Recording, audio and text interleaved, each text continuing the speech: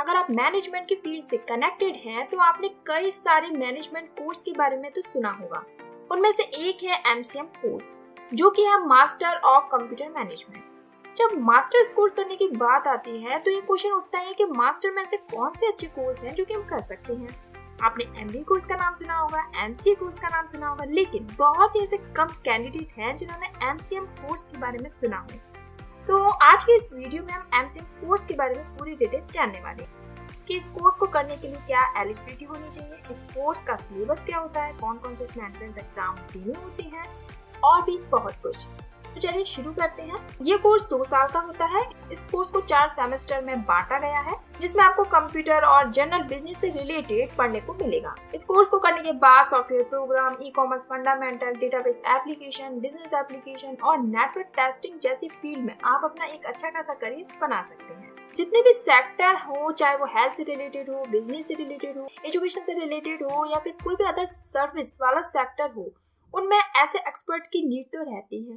ऐसे में MCM course आपके लिए सही हो सकता है अगर आप कंप्यूटर की फील्ड में अपना करियर बनाना चाहते हैं तो। अब MCM कोर्स में एडमिशन लेने की बात करें तो कई इंस्टीट्यूट आपको एंट्रेंस एग्जाम के बेस पर ही एडमिशन देंगे, जैसे कि कैट, मैट और भी कई सारे एंट्रेंस एग्जाम होते हैं। ये कॉलेज पर डिपेंड करता है और कुछ इंस्टीट्यूट आपको मार्क्स के, ग्रेजुएशन के मार्क्स के बेस पर भी एडमिशन दे देते हैं।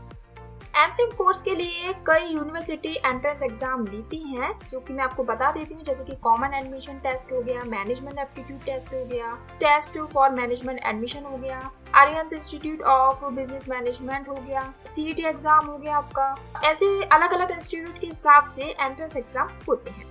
अब बात करो एलिजिबिलिटी की, तो MCM कोर्स करने के लिए कैंडिडेट के पास कम से कम 50% मार्क्स ग्रेजुएशन में होने चाहिए। और इसमें एज की बात करूं तो इसमें कोई एज लिमिट नहीं है।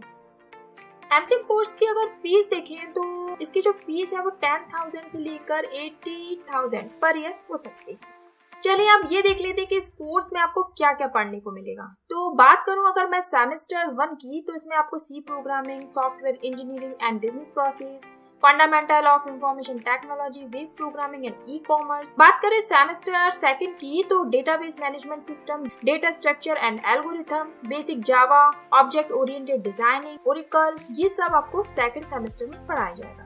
बात करें सेमेस्टर 3 की, तो इसमें आपको बिजनेस एप्लीकेशन, लिनक्स, एडवांस जावा, VBNet, सॉफ्टवेयर प्रोजेक्ट मैनेजमेंट के बारे में आपको पढ़ाया जाएगा।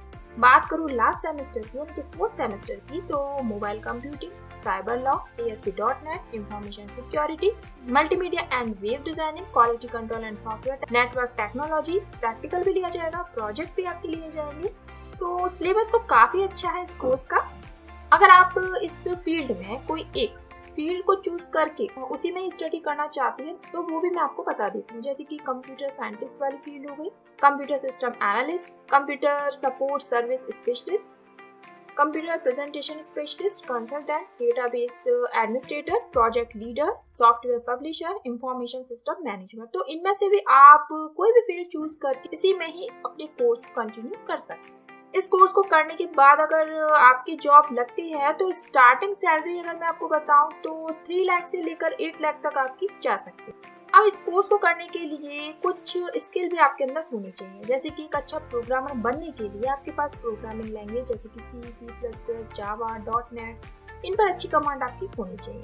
यदि आप वेब डिजाइनिंग की फील्ड में इंटरेस्ट रखते हैं तो आपका PHP, CSS, HTML, जावास्क्रिप्ट, ये लैंग्वेज तो आपको आनी ही चाहिए। और अगर आप नेटवर्किंग की फील्ड में जाना चाहते हैं तो फिर आप SQL, लिनक्स जैसी स्किल आपके पास होनी चाहिए।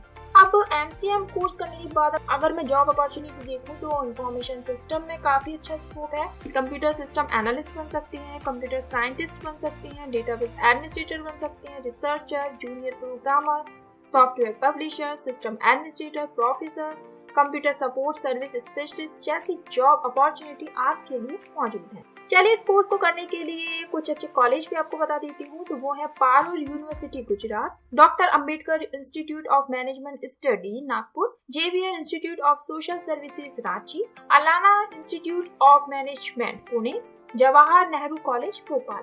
अगर आप इस कोर्स को करने के बाद आगे और भी पढ़ना चाहते हैं तो आप इस फील्ड में PhD कर सकते हैं।